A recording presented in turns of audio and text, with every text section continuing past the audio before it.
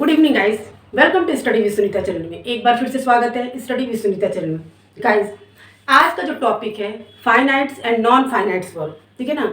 जो वर्ब के दो फॉर्म हैं, फाइनाइट और नॉन फाइनाइट्स वर्ब, वही मैं इस वीडियो में आपको पढ़ाऊंगी।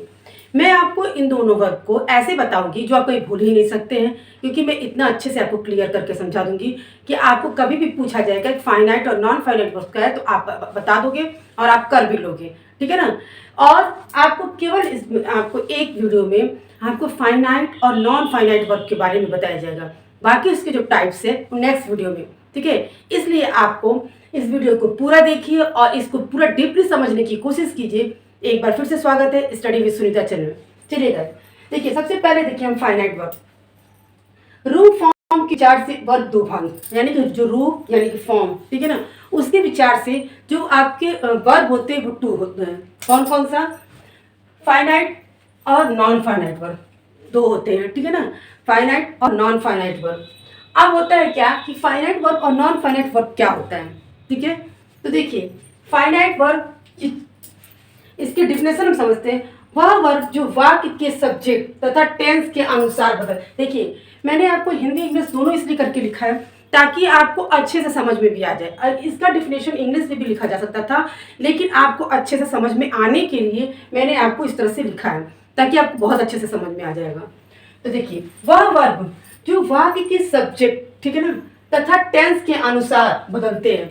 यानी कि आपको किसी भी सेंटेंस में, ठीक है, किसी भी सेंटेंस में जो वर्ब है, ठीक है, वो वर्ब आपके टेंस के अकॉर्डिंग, ठीक है ना, सब्जेक्ट के अकॉर्डिंग, पर्सन के अकॉर्डिंग अगर वो चेंज हो जाता है, ठीक है, तो क्या होता है वो फाइनाइट वर्ब। और आपको ये पता है और आपको कि जितनी भी वर्ब होते हैं सब फाइनाइट वर्ब होते हैं, ठीक है ना।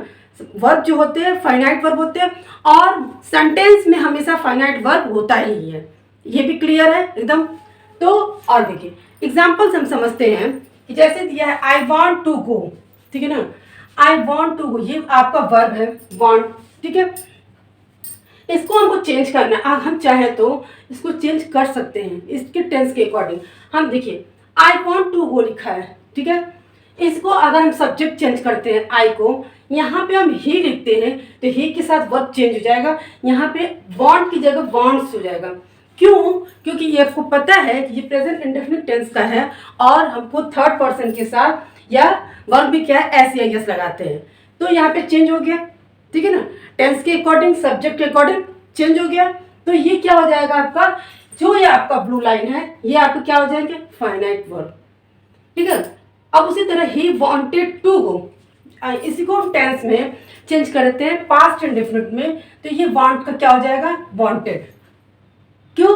क्योंकि ये है वर्ब की सेकंड फॉर्म, आपको लगती है पता है, टेंस वाले मैंने वीडियो में बताया है। तो ये क्या हो जाएगा, यहाँ पे सेकंड फॉर्म लगती है। तो ये जो आपका ये सब्जेक्ट के अनुसार, ठीक है ना, सब्जेक्ट के अकॉर्डिंग ये आपका वर्ब चेंज हुआ, ठीक है ना। जैसा सब्जेक्ट था वैसा आपको पता है कि प्लूरल यानी कि के साथ क्या होता है आपका जो वर्ब प्रेजेंट इंडेफिनिट में चेंज नहीं होता है, लेकिन थर्ड पर्सन जब रहता है, सिंगुलर जब रहता है तो उसका चेंज होता है, यस या यस लगता है। वैसे ही यहाँ पे जैसे देखिए आई वॉन्ट टू गो, हम यहाँ पे ये लिख सकते हैं कि जैसे अब इसको हम चेंज करना अगर चाहें तो चेंज हो सकता है। आई की जगह हम ही लिख दें, ही वॉन्ट्स टू हो जाएगा, क्योंकि जब मैंने यहाँ पे आई को चेंज करके ही लिखा तो ये वर्ब चेंज होना ही होना है। क्यों? क्योंकि ये थर्ड पर्सन हो गया और थर्ड पर्सन के साथ हमेशा क्या होता है वर्ब में ऐसी प्रेजेंट इंडेफिनिट में क्या लगता है एस या यस लगता है, ठीक है। अब इसी को हम चेंज कर टेंस चेंज कर देते हैं कि अगर ये प्रेजेंट में है तो हम इसको पास्ट में कर देते हैं, तो वांट को तो यहाँ पे सब्जेक्ट यही लिख दिया अगर मैंने ही, और टेंस के अकॉर्डिंग चेंज करते हैं तो क्या हो जाएगा ही वांटेड टू गो। यानी कि आपका जो है ये सब्जेक्ट के अकॉर्डिंग ये आपका चेंज हो रहा है और यहाँ पे टेंस के अकॉर्डिंग भी चेंज हो रहा है, तो क्या हो जाएगा ये फाइनाइट वर्ब हो जाएगा, ठीक है। तो यही आपका है कि आपकी डिफिनेशन भी यही कहती है, वह वर्ब जो वाक्य के सब्जेक्ट तथा टेंस के अनुसार बदलते हैं। यहाँ सब्जेक्ट, ठीक है, ये है, यहाँ सब्जेक्ट के अनुसार वर्ब बदल गया, ठीक है ना, और यहाँ पे क्या है टेंस बदल गया, ठीक है ना। तो यहाँ पे सब्जेक्ट के अनुसार ही बदला जा गया और टेंस के अनुसार बदला गया, तो ये क्या हो जाएगा फाइनाइट वर्ब। फाइनाइट वर्ब का ही मतलब होगा कि चेंज ठीक है ना, चेंज यहाँ पे हो। तो जहाँ पे भी आपके सेंटेंस होते हैं, जो भी ट्रांसलेशन करते हैं, वो ट्रांसलेशन के अकॉर्डिंग, अरे टेंस के अकॉर्डिंग, या सब्जेक्ट के अकॉर्डिंग, पर्सन के अकॉर्डिंग जब चेंज करते हैं तो फाइनाइट वर्ब होता है। और आपको ये पता है कि सारे सेंटेंस में आपको फाइनाइट वर्ब होता ही होता है मोस्टली। अब आता है नॉन फाइनाइट वर्ब, ठीक है। नॉन फाइनाइट वर्ब वह वर्ब जो वाक्य के सब्जेक्ट तथा टेंस के अनुसार नहीं बदलते, जस्ट इसके फाइनाइट वर्ब के कि उसमें क्या है, बदलते हैं, इसमें नहीं बदलते हैं, ठीक है ना। तो ये नहीं बदलते, ये बदलते हैं, ठीक है। फाइनाइट वर्ब बदलते हैं जब भी आपको ट्रांसलेशन दिया जाता है या टेंस दिया जाता है। जब भी आप सेंटेंस देखते हैं उसको आप क्या देखते हैं, आप देखते हैं किस टेंस का है, ठीक है ना। फिर उसका नंबर फॉर्म देखते हैं, पर्सन फॉर्म, सब देखने के बाद आप उसको सेंटेंस को कंप्लीट करते हैं। ऐसे ही तो नहीं करते ना, ठीक है। किस टेंस का है तो उसमें कौन सा हेल्पिंग वर्ब यूज होगा, क्या होगा, इसके अनुसार करते हैं। तो वो क्या हो जाता है, वो फाइनाइट वर्ब है, क्योंकि हम उसकी चेंज करके लिखते हैं। लेकिन यहाँ पे हम चेंज नहीं करते हैं, ठीक है। जिस वर्ब को हम चेंज नहीं करते उसका कोई प्रभाव नंबर, पर्सन, टेंस पे नहीं पड़ता है, वो आपका नॉन फाइनाइट वर्ब हो सकता है। जैसे एग्जांपल देखिए, वही example, I want to go, ठीक है ना। यहाँ हमने चेंज किया तो यहाँ पे आई का सी कर दिया, सी, यहाँ पे ये सब्जेक्ट चेंज हो गया, ठीक, मैंने आई की जगह सी लिख दिया, तो ये चेंज होके वांट्स हो गया, क्योंकि प्रेजेंट इंडेफिनिट टेंस है। और लेकिन ये टू गो यहाँ पे भी था, देखिए यहाँ पे भी है, इसे ये टू गो यहाँ पे भी है, यहाँ पे भी है, कोई चेंजिंग नहीं हुआ, तो ये हो जाएगा आपका नॉन फाइनाइट वर्ब, ठीक है ना।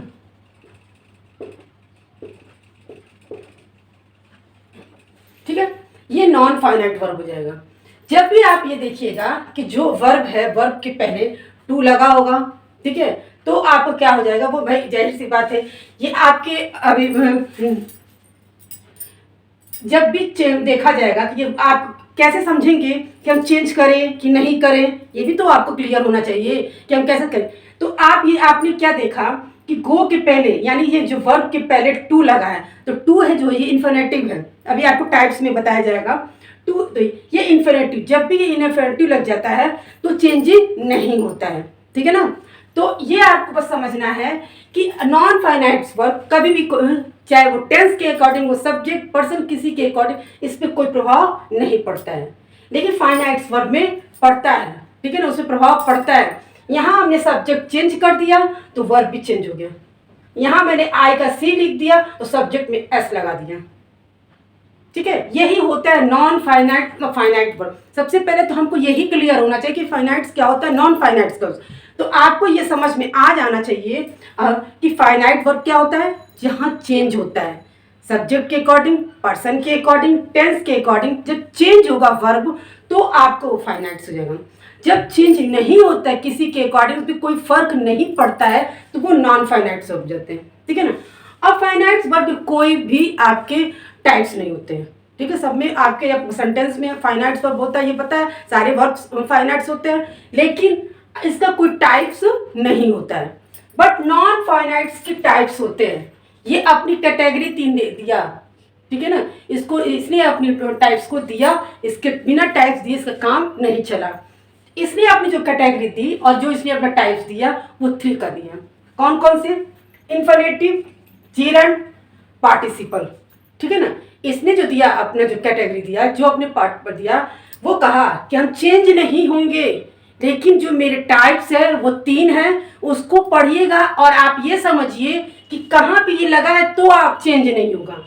नॉन फाइनाइट वर्ब ने कहा कि ठीक है मैं चेंज नहीं होऊंगा, ठीक है, ये आपको, लेकिन आपको ये पढ़ना होगा कि मेरे कितने टाइप्स हैं, ठीक है। उन टाइप्स को पढ़ के आपको ये समझना होगा किस वर्ब के पहले क्या लगेगा और वर्ब में क्या लगने से मेरा रूप जो है वो चेंज नहीं होगा। इसलिए आपको ये पढ़ना पड़ेगा, ये समझना पड़ेगा कि नॉन फाइनाइट वर्ब के कितने टाइप्स हैं, ठीक है, उन टाइप्स में क्या है उसका रूल्स जिसकी वजह से वो चेंज नहीं होगा। तो यही है इन्फिनेटिव, यानी कि वर्ब की फर्स्ट फॉर्म में जब हम टू लगा देते हैं तो वो इन्फिनेटिव बन जाता है, इसकी कोई चेंजिंग नहीं होती वर्ब में। जीरंड, जीरंड जो है वो वर्ब में आईएनजी लगाने से बनता है। तो आईएनजी जब लगाने से ये तो ये भी हो सकता है कि कंटिन्यूअस टेंस में भी लगता है आईएनजी, तो लेकिन वहाँ पे वर्ब में कंटिन्यूअस टेंस में जब लगता है तो वो वर्ब रहता है, ये जब आईएनजी लगता है तो ये सब्जेक्ट का काम करता है, ठीक है, इसलिए ये यहाँ पे ये सब्जेक्ट का काम करता है ये जीरन। और पार्टिसिपल, ठीक है, प्रेजेंट पार्टिसिपल जैसे जीरन में है आईएनजी लगाना, पास्ट पार्टिसिपल थर्ड फॉर्म और परफेक्ट पार्टिसिपल में भी थर्ड फॉर्म करके है, ऐसे करके ये है। देखिए गाइस, ये आपका मैंने जो बताया है आपको फाइनाइट और नॉन फाइनाइट्स वर्ब। बाकी ये जो आपके नॉन फाइनाइट्स वर्ब के 3 टाइप्स जो हैं, इन्फिनेटिव, जीरंड और पार्टिसिपल, मैं नेक्स्ट वीडियो में आपको बताऊंगी। उस वीडियो को आप जरूर देखिएगा। जैसे मैंने इसमें आपको क्लियर बताया उसी तरह से मैंने इन्फिनेटिव, जीरंड और पार्टिसिपल ही बताऊंगी, जो आपको अच्छे से समझ में आ जाएगा, ठीक है ना। उस वीडियो को आप मिस नहीं करिएगा, बिल्कुल जरूर देखिएगा। चलिए एक बार मैं आपको फिर भी क्लियर कर देती हूँ। फाइनाइट्स वर्ब क्या होता है, आपको अब तक तो आपको समझ में आ गया होगा कि फाइनाइट वर्ब का मतलब चेंज होना, ठीक है ना, वो चेंज होता ही होता है। कैसे चेंज होता है, सब्जेक्ट के अकॉर्डिंग चेंज होगा, पर्सन के अकॉर्डिंग चेंज होगा और टेंस के अकॉर्डिंग चेंज होगा। जैसे यहाँ पे आई वॉन्ट्स टू गो, ठीक है ना, अब यहाँ पे मैंने सब्जेक्ट चेंज कर दिया, यहाँ पे ही कर, तो यहाँ पे चेंज हो गया क्योंकि परफेक्ट टेंस का है, सॉरी प्रेजेंट टेंस का है, तो यहाँ एस लग गया। उसी तरह से यहाँ पे अगर मैं चाहूँ तो इसका मैं पास्ट बना सकती हूँ, तो यहाँ पे मैंने क्या कर दिया, पास्ट इंडेफिनिट कर दिया, तो यहाँ पे वांटेड हो गया। लेकिन यहाँ पे चेंज हुआ, यहाँ चेंज नहीं हुआ, to go to go to go वैसे ही है, यानी कि ये फाइनाइट्स वर्ब हो गया, ये नॉन फाइनाइट्स वर्ब हो गया, ठीक है ना। एक ही सेंटेंस में फाइनाइट नॉन फाइनाइट दोनों वर्ब भी हो सकते होंगे, तो ये आपको समझना है। देखिए आपको जो मैं इसी तरह से देखिए नॉन फाइनाइट्स में भी आपको बताइए कि आई वांट टू गो, ठीक है, मैंने यहाँ पे सब्जेक्ट जब चेंज कर दिया तो मैंने आपको क्या बता दी, यहाँ हो गया सी के साथ वांट्स टू गो, ठीक है। ये आपको समझ में आ गया कि यानी कि आपको फाइनाइट में क्या करना होगा कि आपको सब्जेक्ट पर्सन टेंस के अकॉर्डिंग चेंज करना होगा, चेंज होता है। बट नॉन फाइनाइट्स में कोई फर्क नहीं पड़ता, कोई भी चेंजिंग नहीं होती, क्योंकि वो बोलता ये है कि मैं चेंज नहीं होऊंगा। नॉन फाइनाइट्स बोलता है मैं चेंज नहीं होऊंगा, मेरे 3 टाइप्स है, आप उसको पढ़िए और उसके रूल्स के अकॉर्डिंग आप देख लीजिए, आप भी समझ। जैसे इन्फिनेटिव टू वर्ब यानी कि टू लगाने के बाद वर्ब में, और जीरंड में आईएनजी, वर्ब के फर्स्ट फॉर्म में, पार्टिसिपल में प्रेजेंट पास्ट परफेक्ट।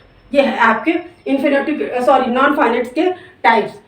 आपको नेक्स्ट वीडियो में मैं बताऊंगी कि कैसे आपके सेंटेंस में 2 या 3 वर्ब होते हैं और उसको कैसे हम लिखते हैं, ठीक है, उसमें इन्फिनेटिव और जीरंड को लगा के उस सेंटेंस को कैसे बनाया जाता है।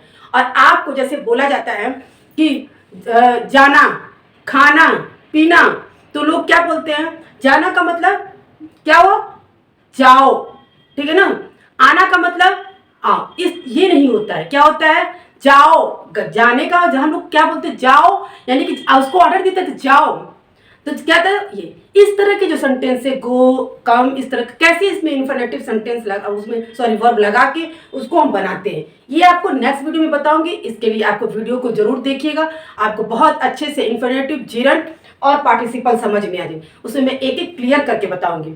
तो गाइज मिलते हैं नेक्स्ट वीडियो में, प्लीज़ मेरे चैनल को सब्सक्राइब कीजिए।